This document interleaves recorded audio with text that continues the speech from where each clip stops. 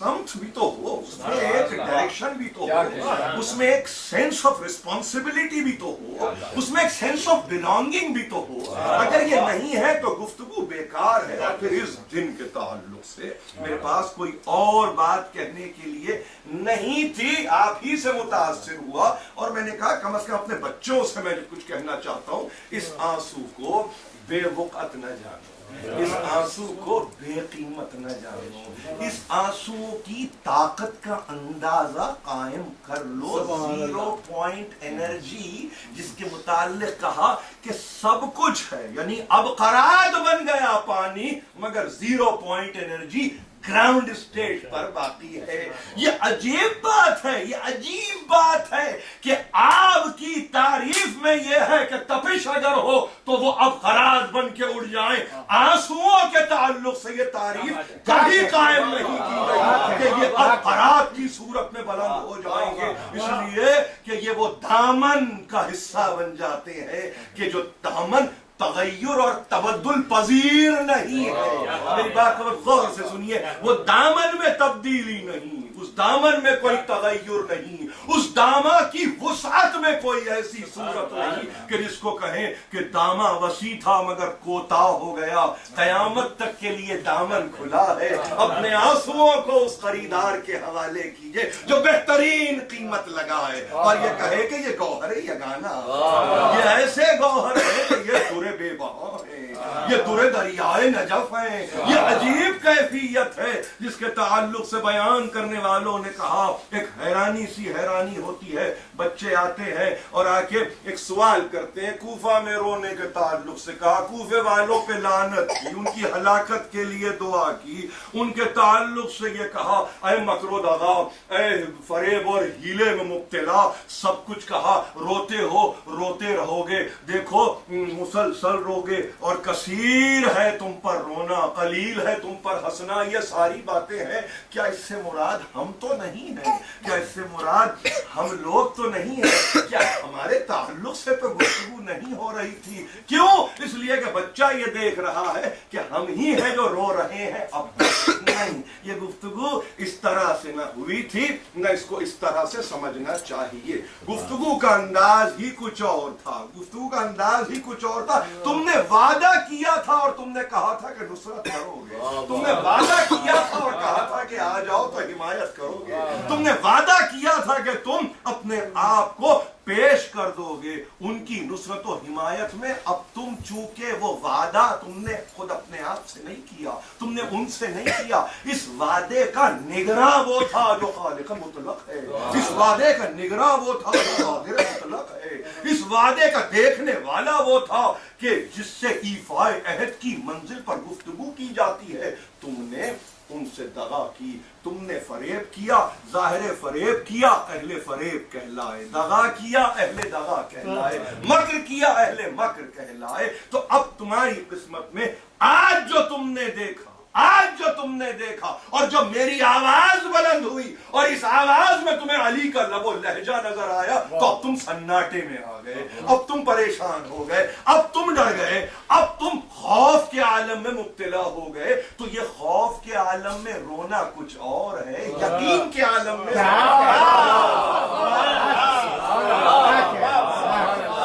इस फर्क को बता दिया। सुका के कूफा में खड़े हो, हवाली कूफा में खड़े हो के इस फर्क को बता दिया कि देखो, समझने की कोशिश करो।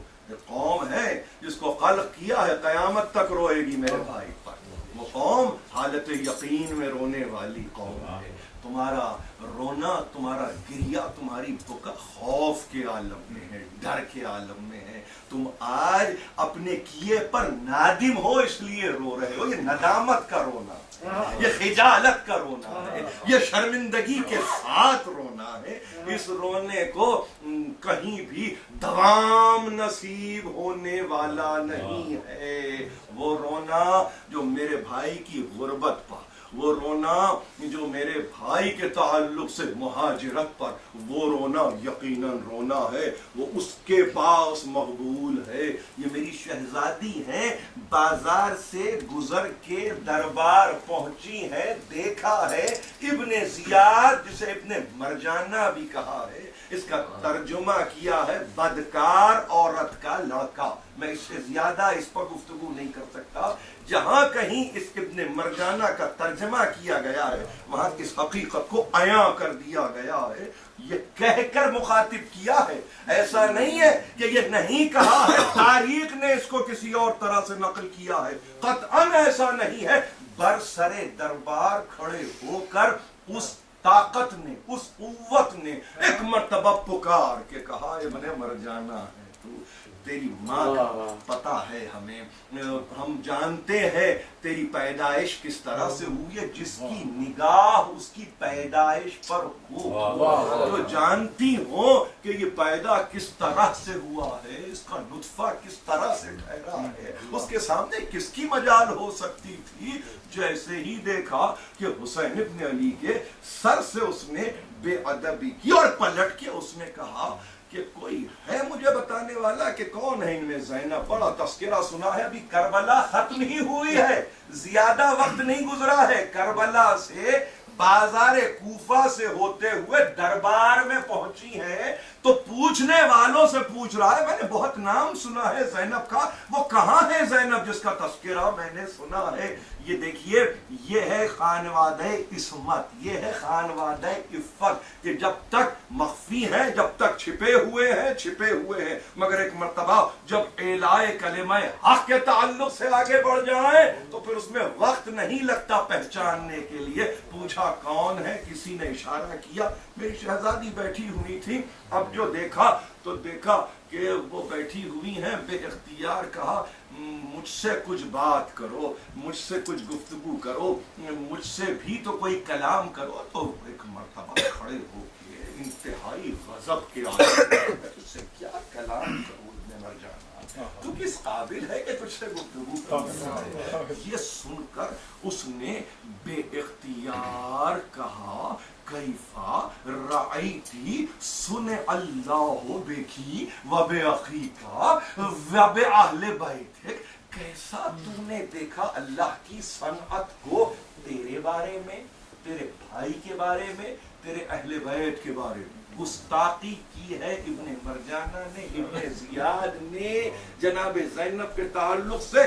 کیف رأیتی سن اللہ, اللہ کی صنعت کو, اللہ کی بناوٹ کو. دیکھیے اس لفظ کو یاد رکھیے, صنعت الہی, بناوٹ الہی, بناوٹ الہی, فطرت الہی, فطرت الہی, خلقت الہی. یہ تمام باتوں کو ایک مرتبہ سامنے رکھ کے اس نے اس لفظ کو چنا کہ آپ نے اللہ کی صنعت کو کیسا دیکھا اپنے حق میں, اپنے بھائی کے حق میں, اپنے گھر والوں کے حق میں. یہ سوال ہے جس کا گھرانہ ابھی کچھ روز پہلے کٹا ہے, لٹا ہے, برباد ہوا ہے, اس کے سامنے ایک مرتبہ اس جملے کو رکھ دیا گیا. اپنے اپنے دلوں پہ ہاتھ رکھ کے بتائیے, اگر ہم میں سے کوئی ہوتا تو کیا کہتا؟ ہم توحید کے عقیدے میں متزلزل ہو جاتے. ہماری کیفیت یہ ہوتی کہ ہم ایسی کیفیت مبتلا ہوتے کہ جہاں ایمان اور ایقان کا دور دور تک معلوم نہیں ہوتا. ہماری کیفیت یہ ہوتی کہ یہ جو ہوا بہت برا ہوا. خدا کی قسم تاریخ نے عجیب بات لکھی ہے, فقرہ لکھا ہے, میرے سامنے جناب زینب کا مسکراتا ہوا چہرہ آ گیا عجیب انداز سے. جیسے ہی اس نے یہ سوال کیا بے اختیار کہا ما رأیت الا جمیلا. اس سے خوبصورت, اس سے بہتر تو فیصلہ میری نظر سے گزرا ہی نہیں ہے, اس سے بہتر تو میرے علم میں ہے ہی نہیں ہے. تو کیا جاننا چاہتا تھا, تو کیا پوچھنا چاہتا تھا؟ تو یہ چاہتا تھا کہ کسی طرح سے بدگوئی ہو, تو چاہ یہ رہا تھا کسی طرح سے اپنے عقیدے کے بودے پن کا کوئی اظہار کر دے. ارے تو کیا جانتا ہے, تو کیا جانتا ہے؟ مقدرات نے یہ چاہا تھا, کتب اللہ علیہم القتال. یہ جو کچھ بھی ملا, جس کو دنیا یہ کہہ رہی ہے کہ شہادت ہے اور شہادت عظما ہے, یہ لکھ دیا گیا تھا, مقدرات نے یہ طے کر دیا تھا. تو کس کی بات کر رہا ہے؟ میں نے اس سے بہتر خدائی فیصلہ نہیں دیکھا, میں نے اس سے جمیل خدائی فیصلہ نہیں دیکھا. دیکھیے کیا لفظ ہے؟ وہ صنعت خداوندی پہ بات کر رہا ہے، یہ جمال خداوندی کا فیصلوں میں حسن کو تلاش کی، اس کے فیصلوں میں حسن کو تلاش کریں، اس کے فیصلوں میں قبح کو تلاش نہ کریں، اس کے فیصلوں میں بدصورتی کو تلاش نہ کریں، اس کے فیصلوں میں بدگمانی کو تلاش نہ کریں، اس کے فیصلوں میں بے یقینی کو تلاش نہ کریں۔ اس سے بہتر فیصلہ کرنے والا کون ہے؟ ارے دیکھو تو صحیح، دیکھو تو صحیح، اس کی صنعت جمیل ہے، اس کی صنعت بہترین ہے، حسن و جمال کی مرکز ہے، محور ہے، منبع ہے، سر چشمہ ہے۔ حسین کا اپنے خون میں لوٹنا یہ جمال خداوندی کی دلیل ہے۔ اس قوت سے فیصلہ کرے، کوئی ہے جو اس قوت سے گفتگو کرے، کوئی ہے جو اس قوت سے کلام کرے۔ عجیب رخ دے دیا کربلا، عجیب ڈائمنشن دے دیا کربلا کو۔ یزید کا دربار تو بہت بعد میں آنے والا ہے، یہ ابن زیاد کا دربار ہے۔ اب اگر یہاں سے کوئی قاصد چلا ہوگا، میری بات بہت غور سے سنیے، اب یہاں سے کوئی قاصد چلا ہوگا اور تیز رفتار گھوڑے میں بیٹھ کے چلا ہوگا تو خدا کی قسم اس نے جا کے یہی تو بتایا ہوگا کہ دیکھ ایسے ویسے نہیں ہے، زینب آ رہی ہے دربار میں۔ ایک مرتبہ آواز بلند صلی اللہ۔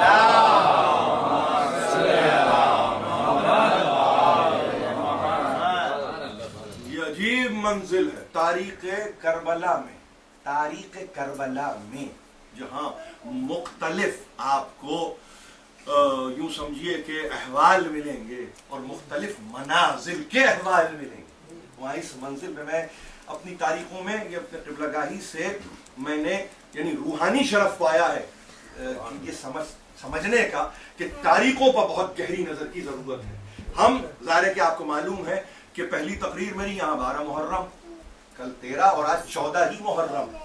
کسی بھی آپ مقتل کو اٹھا کے دیکھ لیجئے، وہ ابو اسحاق اصفرائینی سے ہو نور العینین، وہ ملا واعظ کاشفی کا ہو روضۃ الشہداء، وہ اولاد حیدر فوق بلگرامی کا ہو ذبح عظیم، کوئی بھی مقتل اٹھائیے جو آپ کا پسند کا ہو۔ تاریخوں کی اہمیت کا اندازہ انتہائی ضروری ہے۔ یہ 11 محرم کو قافلہ کربلا سے اٹھا ہے اور یہ پہلی منزل اس کی کوفہ ہے۔ ظاہر ہے کہ بہت تیز اس قافلے کو لے کے گئے ہیں، تو دربار میں آنا ہے بازار سے گزر کر، یہ پہنچے ہیں، یہ گفتگو ہوئی ہے، یہ گفتگو ہوئی ہے، یہاں سے قاصد پہنچ گیا وہاں اور اس نے کہا دیکھ تو سمجھ رہا ہے کہ حسین قتل کر دیے گئے تو اب بات بھی ختم ہو گئی، نہیں نہیں، یہ نہ سمجھنا، کچھ ایسے جوابات دیے ہیں زینب نے کہ جس کے نتیجے میں کربلا کے معنی ہی کچھ اور ہیں۔ یزید یہ وہ کربلا کے معنی نہیں ہے کہ حسین قتل ہو گئے اور خلافت کا ایک دعوے دار ختم ہو گیا، گفتگو ختم ہو گئی، اب حکومت تیری ہے، یہ گفتگو نہیں ہے، یہ بے معنی گفتگو ہے۔ سمجھانے والے یزید کو یہ سمجھا رہے تھے، یہ بے معنی گفتگو ہے، بامانی گفتگو کرنے والی تو ابھی آنے والی، ابھی تو گفتگو ہوگی،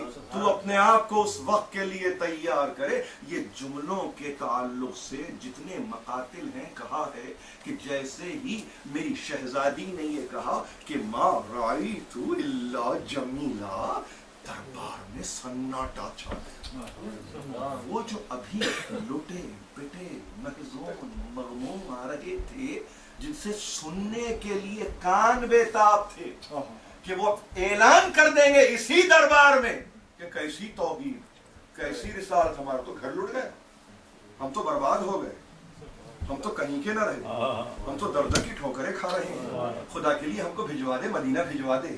نہیں، یہ گفتگو نہیں ہوگی، تو اپنے حوصلے نکال، تو اپنے حوصلے نکال، مجھے اپنی طاقت کا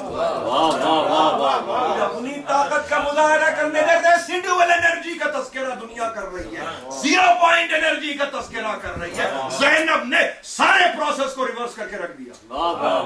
کیسی باقیات، طاقت میں باقیات کیا ہے؟ طاقت کا مرکز تو ہم ہے، طاقت کا سرچشمہ تو ہم ہے، جو ان کے پاس جمع کیا